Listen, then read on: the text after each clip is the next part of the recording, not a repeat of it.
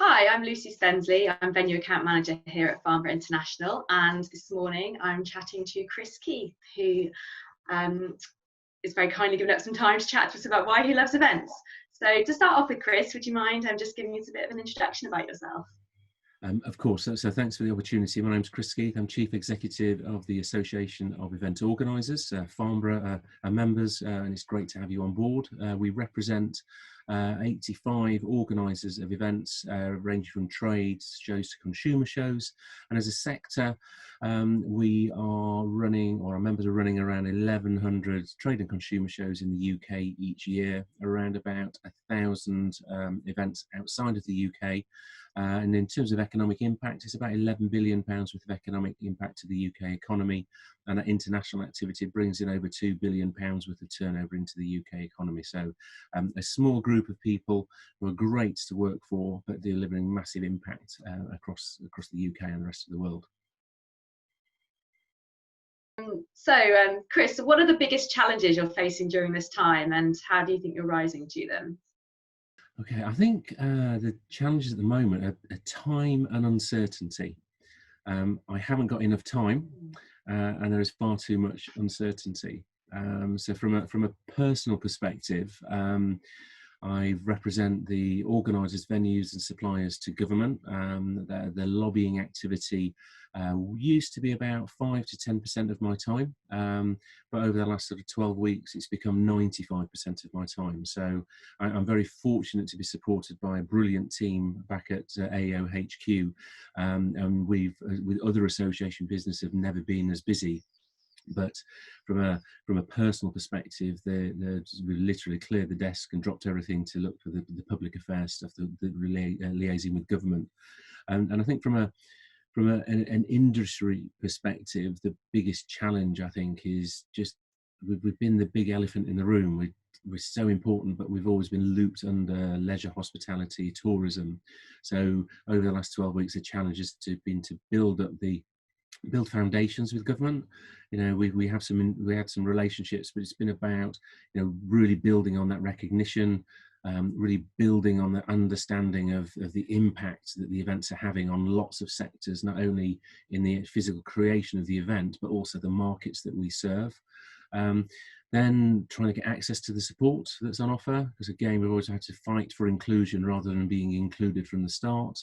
And then the last few weeks have been very much about building trust and confidence in our ability to manage people, to work on events, and to try and get a hand on the pen that writes that important guidance that creates the environments for when we can reopen the events when it's safe to do so, of course.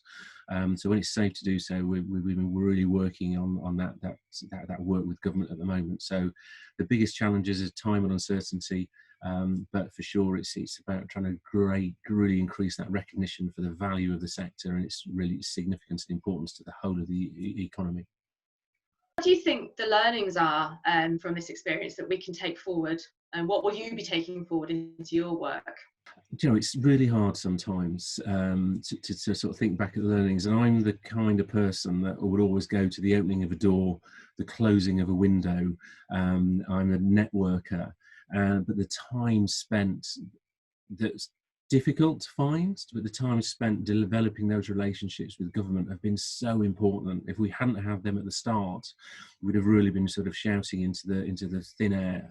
So to continue to keep with those relationships is really important, even though it feels it's maybe a little bit of a thankless task at times, and even though you think you're maybe not making enough progress, even though you're working to other people's time frames, it's so important to keep those going. So the learning, I think, is to keep carrying on, even though it doesn't feel like it's the fastest thing in the world. It's still really important to keep those relationships going.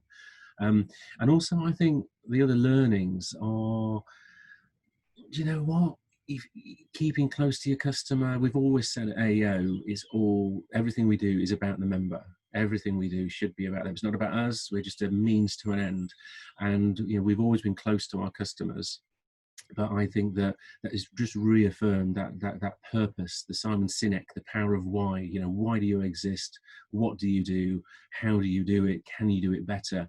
So it's a bit more of a, you know, a reaffirmation and a bit more of a learning to sort of, you know, if the things you're doing are right, you know, don't try and be everything. Don't try and have a webinar every 2 minutes and do all these different things. You know, be true to yourself, listen to your customers, deliver what they want. And I feel that leads probably quite nicely onto what do you love most about events? Everything. I disagree. I didn't fall into the wonderful world of events. I chose to get into the world of events when I became aware of it about 25 years ago. And it's the people. It's always got to be about the people. It's the people and the impact that the events have on them. You know, we're social beings. You know, we've re-emphasized through this pandemic the power of live. We've all missed each other. We've missed meeting. We've missed live events. We've missed learning. We've missed following our passions. We've missed the you know, in lockdown you wanted to see friends and family, and you've been able to connect in certain ways. But that using those 5 senses of meeting together, and as an individual, seeing the culmination of all your hard work come to life in the real events is amazing. And that's a selfish view, that you can see what you've done has had an effect. But then if you step back and look at the impact it's had on the exhibitors and the partners and the sponsors, you know, you've really got to know those people through the journey. You've understood what they need to achieve, and then you've delivered it in spades at the actual event, and then you can see the impact that's had on their business. What do you reckon the outlook is for 2021? I mean, are people going to still want to meet and get together, do you think? I ain't going to predict what I think 2021 is going to look like for people. I think from an industry perspective, the organisers have been connecting so much more with their customers. They're talking to them more. They're able to utilise tech to provide value, to generate leads, and I think going forward that will form part of the live event, the connections that can be made, which I think can make it a lot easier to prove the tangible benefits of live events. And I think it will also extend the connection that the organizer has with those brands. Some shows do it really, really well, but I think the pandemic's almost given the organisers more permission to talk to people more and being close to their customers. So I see a very rosy future. I think the other thing the pandemic has shown is that we're missing meeting people. The businesses are desperate to meet. They're missing that trade. Their supply chains are missing the trade that's happening as well. So I think that it's actually really amplified the power and the economic driver that events can do. So I think that the future is very, very bright, even though it feels quite bleak at the moment. But I think all the USPs about live events are just going to get heightened. And I think that utilising different channels and different learnings of how we've had to engage with customers will be used going forward to complement that live experience. We'll see some changes in the way people run events, but you know, they'll ultimately be better. And I think embracing the technology that's been out there for a while, but actually people are sort of almost being forced to use it now, is hopefully just going to make the landscape a bit, you know, more interesting and more valuable to people. And then finally, so do you have any positive words of wisdom for the events industry, please, Chris?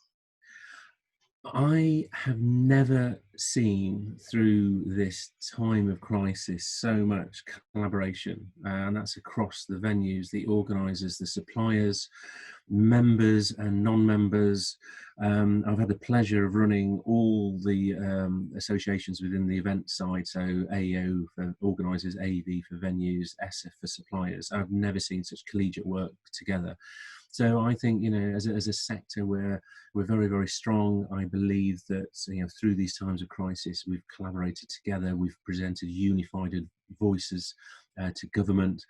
We've created documents together to get ourselves going. So I think the sort of words of wisdom for the future are to keep that collaboration going, because, you know, we are together, we are stronger. And you know, ultimately we've got a great opportunity to sort of build going forward and keep that collaboration going.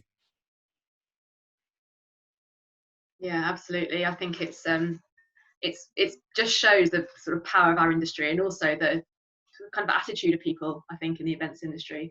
You know, wanting this collaboration with, essentially you've got competitors, you know, talking to each other and working together, which is brilliant, really. There's so much opportunity out there. You can deliver any event in any market, in any region throughout the world, and there's a lot of opportunity. But what they are very good at is sharing that best practice and that learning and that real spirit, because if one person's if is stronger and that strength can be built and led on by somebody else, then everybody's stronger and the industry is more profitable, and makes more difference to our customers, and that just prophesizes throughout everything. So it's we've always had it, but we've never really had it across the stakeholder groups quite as much, and that's been amazing. Stuff we've worked for 15 odd years are really coming to fruition at the moment, so that's really good. But it's been really nice to talk to you this morning, Chris, so thank you for your time.